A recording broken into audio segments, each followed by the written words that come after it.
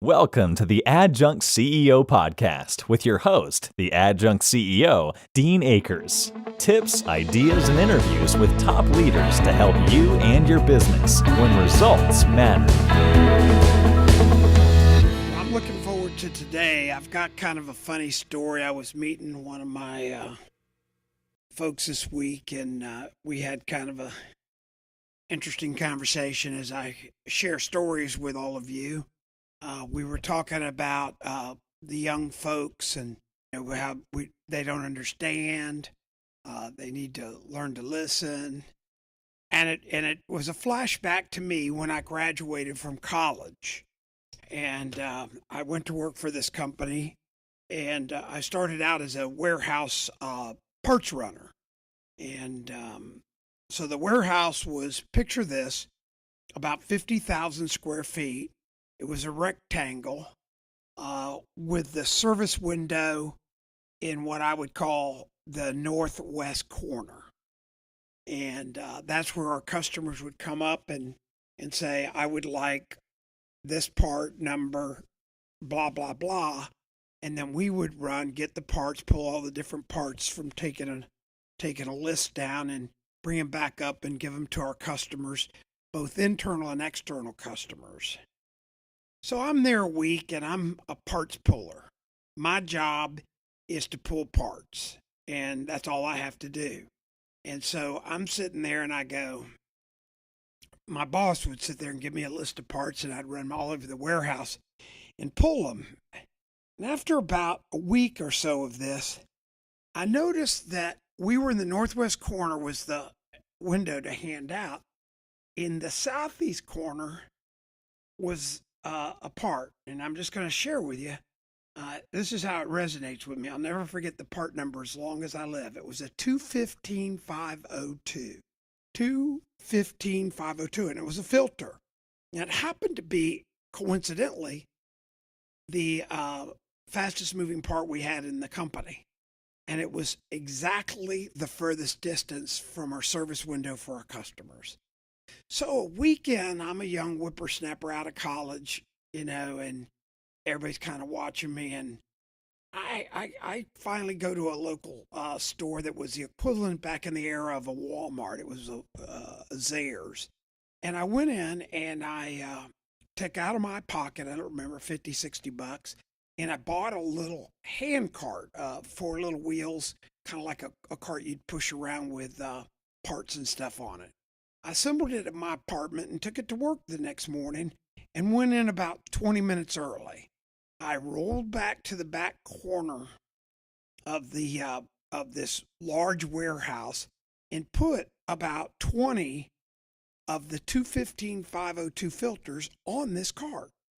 I then wheeled it up to the front desk or our parts counter, and as parts customers came in and they would go, I need a 215502. And I would just reach right over, pull one off this cart I had purchased, put it up on the counter and say, thank you. Another one would come in, I need a 215502. Whoops, pull it right off the cart, put it up there, thank you. Wow, that was quick. So after that first day, my boss at the end of the close of the day looked at me and says, Dean, I'm not totally happy with this. And I go, what aren't you happy with? He goes, well, a couple things. One is, I'm going to tell you right now, we're not paying for that cart. That's an unauthorized purchase. You're not going to get reimbursed for that cart. And I looked at him, and his name was Lou. And I said, Lou, I didn't ask you to pay for it. I just wanted to, it just made sense, and it wasn't that big a deal. And quite frankly, candidly to everybody that's listening, I was the one running all over the warehouse, picking these parts up and bringing them back, and it just made no sense to me. Second, he said, and by the way, you getting in here early and putting those parts on that cart and bringing them up here, we're not paying you overtime. We start here at 7 in the morning or whatever time. We're not paying you overtime. The company will not authorize, nor as your supervisor will I authorize this overtime. And I go, Lou, I didn't come here. Have I mentioned that I want you to pay me overtime? He goes, no, but You just got to understand, Dean, there's reasons we do everything. Okay, so now I'm sitting there. And the reason I'm sharing this story is I started asking the reason we had the 215-502. And I just was asking around. And I'm sure there were some, what I'd call an equivalent to a baby boomer today. And I was definitely equivalent to a millennial at the time, going, why don't you just be quiet and do your job? Well, it didn't make any sense to me. Nobody wanted to listen to me, which, I took my own initiative, bought my own cart, and moved the parts up there. Well, let's move the story ahead a little bit. So over the next 3, 4, 5 weeks, the customer started responding. They would ask me questions. They were happy. They were ecstatic that I was moving some parts around. And I found an interesting phenomenon that I can reflect back on today, which is called legacy reasons or legacy policies.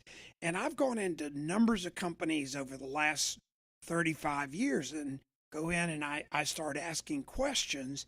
And I said, why do we do it this way? And they go, that's because that's the way we do it.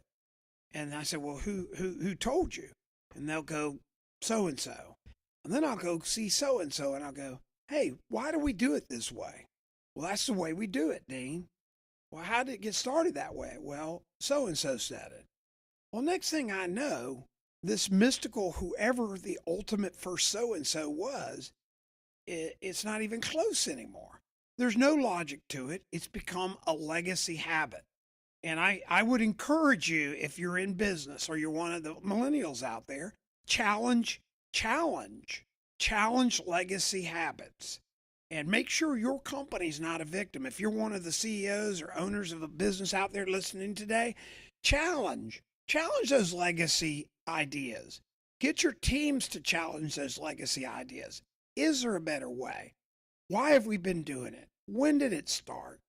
And as I've done that throughout my career, I have found tons of opportunities to improve my own businesses, create empowerment and engagement with my teams because now they're vested owners in the decisions and the strategies to make the business go forward because we're stimulating these conversations with them. And consequently, it creates a huge team atmosphere and a sense of pride in the successes and winning as people dissect the why do we do it. So it really works. It's something that I would encourage everybody out there to do. Even do it in your own life. When you always ride the same road to work, take a different road. Try a different road. See what's down the road you've never driven on. You're going to be shocked as you start mixing up things in your life to just challenge the standard thinking you've probably had for years, the amount of new great opportunities that are going to be available to you.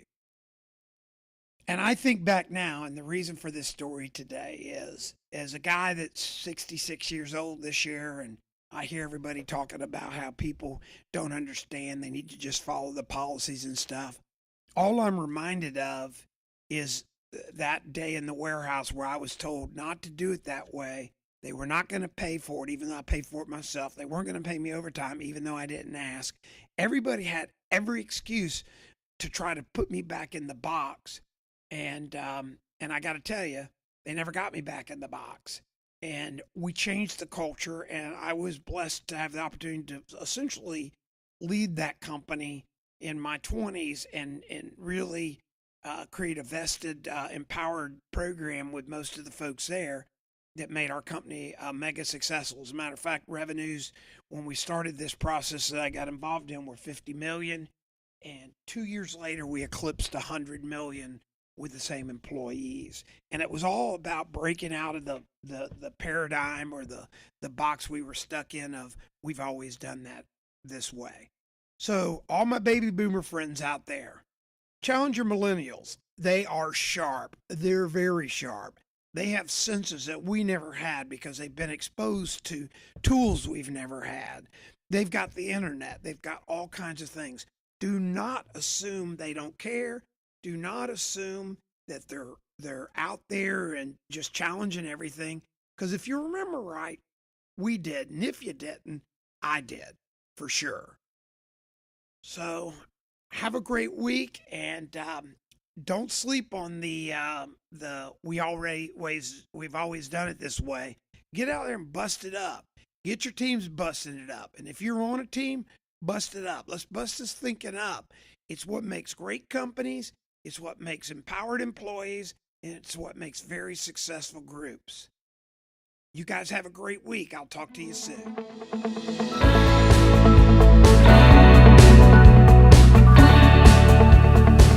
We hope you enjoyed today's show. Make sure to like and subscribe so you don't miss a single episode. If you have any questions or need some help, just email help@adjunctceo.com. Thanks for tuning in.